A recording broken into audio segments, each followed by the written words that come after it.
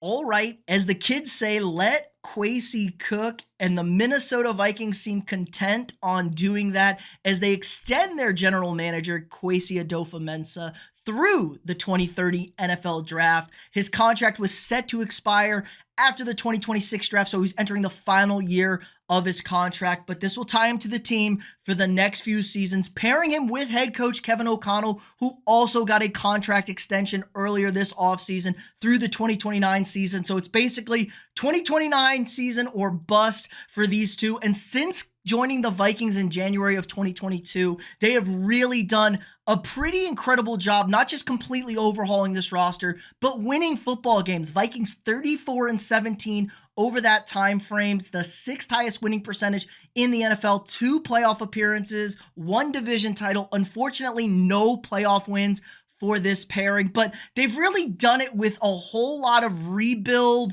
kind of mix and match pieces here. They inherited a Vikings team that seemed to have a lot of talent on paper, but had not made the playoffs since 2019, and really just 11 players remaining on that team from that 2022 rosters. And it's really just your superstar studs, Justin Jefferson, obviously Christian Darrisaw, future Hall of Famer Harrison Smith, to name the big names there. But completely rehauled and overhauled this roster, managed to work around the massive quarterback contract of Kirk Cousins. And Kwesi's kind of been the forefront, the leader, the first real NFL GM to come from these analytic-driven departments.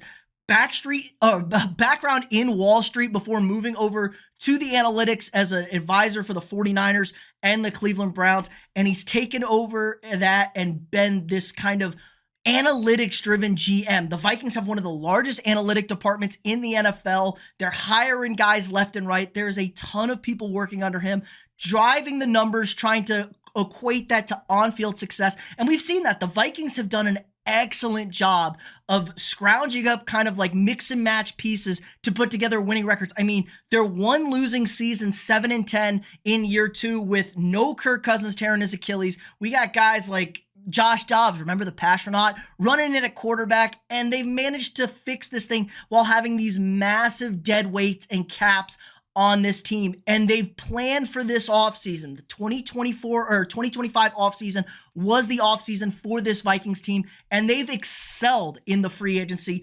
completely overhauling their offensive line, adding some key pieces, and they crushed it the year prior in 2024. And this is where Kwesi has excelled as a general manager. He's been one of the best free agent guys in the business, adding massive key pieces, guys like Sam Darnold, Aaron Jones, Jonathan Grenard, Andrew Van Ginkel, Blake Cashman, guys who are really just on great contracts, impact players, perfect for their scheme fit. But, you know, I'm not super ecstatic about this hiring because you can't just build NFL teams on free agent signings. You can't be paying players higher end salaries. You have to excel in the draft. And that is really a major point of contention with me with Kwesi. I think this was a year early signing. I would have played this out. I'm honestly not a huge fan of him. Yes, excellent. One of the best free agent guys in this, but he has been absolutely abysmal as a drafter in the NFL, and that's the way you win in this league. Look at a team like the Philadelphia Eagles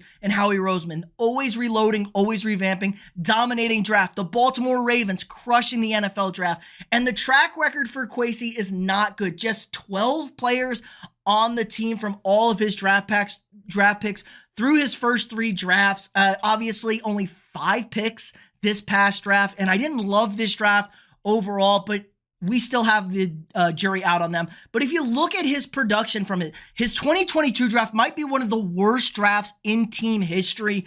Honestly, horrendous there. They're up on the clock. They trade back with the division rival Detroit Lions, giving them Jameson Williams and passing on Kyle Hamilton, the all-pro safety, the consensus #1 safety, to just draft the safety Lewis Cine out of Georgia. Complete bust. They added a pick to get Andrew Booth Jr. Bust.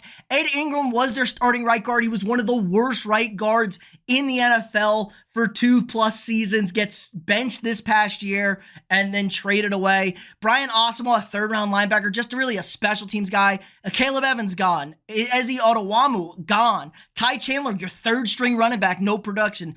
gone. Nick Muse, no production. Jalen Naylor, had one real season this past year as your wide receiver 3, and he was fairly productive.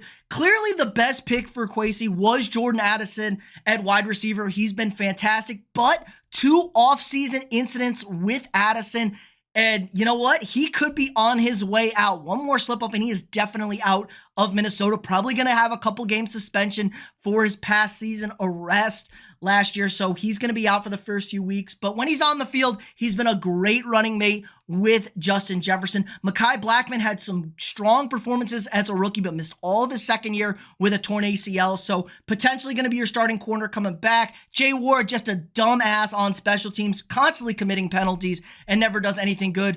3 guys off the roster. Really, all his draft picks that are on the team were from last year's draft class in 2024. And obviously, Kyrie Jackson, not really his fault. Rest in peace to him. That sucks. Will Reichert, a solid kicker, even though he started a lot better and struggled after his injury. Some backup bench linemen. And really, your entire future, your entire career is hinging on the success of J.J. McCarthy, the highest drafted quarterback for the Vikings, I think ever. Pick number 10 for them, first round guy ahead of Dante Culpepper. And this is a franchise that really doesn't draft quarterbacks too high. Dallas Turner, you traded back up, gave up a ton of picks in the 2025 draft to get him at number 17. And he was pretty disappointing over there. Didn't see much playing time. He started to get a little more impact towards the end of the season. Now, not necessarily all his fault, as there were 2 studs that they signed in free agency, in Grenard and Van Ginkel, who play the same position, that kind of moved him on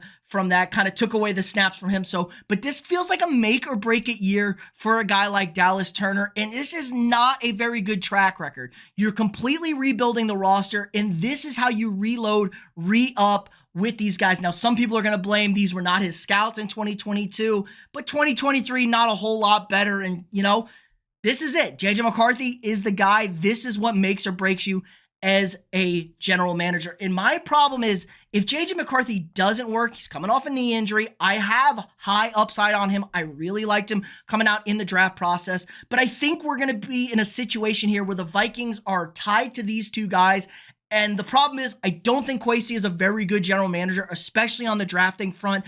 Kevin O'Connell, I think, is one of the 5 best coaches in the NFL. The things I've seen him do with the rosters and talent he has gotten has been absolutely incredible. I mean, look at the reclamation project of Sam Darnold. Sam Darnold got absolutely paid this offseason by the Seattle Seahawks, and he was a perennial bust, a top 3 pick who was just a bust. Won 14 games for the Vikings. If they played in any other division in football, they probably win the division, have the bye in either conference most likely, but it is what it is. They do not get that done against the Lions. So that's where I think the problem is with this Vikings team. You have a head coach who I think is elite, one of the best in the business, and a GM that I'm not super sold on. I love that he's great at free agency, and he's great at undrafted free agents as well. The team has several productive undrafted free agents, most notably Ivan Pace Jr.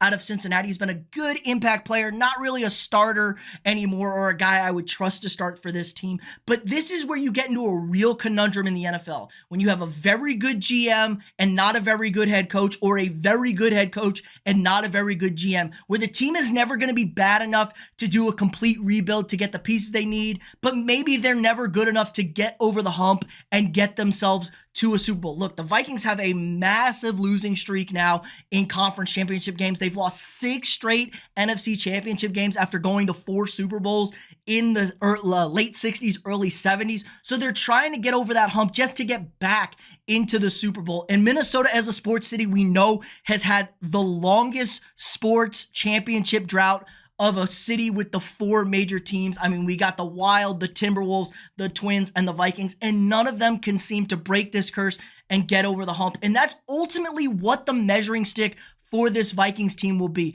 I really hope that Kwesi isn't as involved in the drafting process anymore, and we kind of let Brian Flores, the defensive coordinator, who's hopefully here for a while, and head coach Kevin O'Connell deal with the drafting, and we let the analytical contract guys, because they've been excellent with their free agent signings, great value, great contracts with these players that are maybe not top tier big names, and they can just completely be impactful players. I mean, like I said, completely rebuilt the offensive line this offseason and kind of attack the interior of the defensive line. The secondary still is a concern, but the fate of this team, their future in this league for Kwesi Adofo-Mensah and Kevin O'Connell is really going to be hinged on the success of JJ McCarthy. Because quite honestly, this is a Super Bowl caliber roster.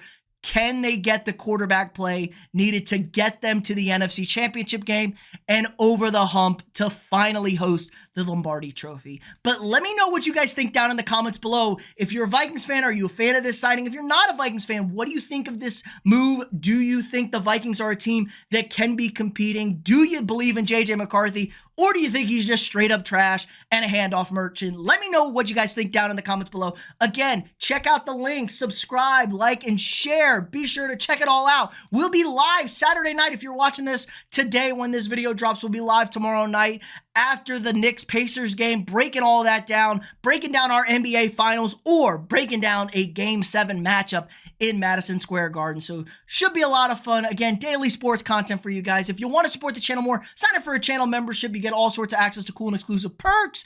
And if you want to go check out one of your teams live and in person this summer, it's baseball season, NBA Finals, Stanley Cup playoffs, head on over to SeatGeek.com. Use code AfterTheReview for $20 off your first purchase. That's SeatGeek.com, code AfterTheReview for $20 off your first purchase. Again, like, subscribe, and share, and I'll see y'all tomorrow.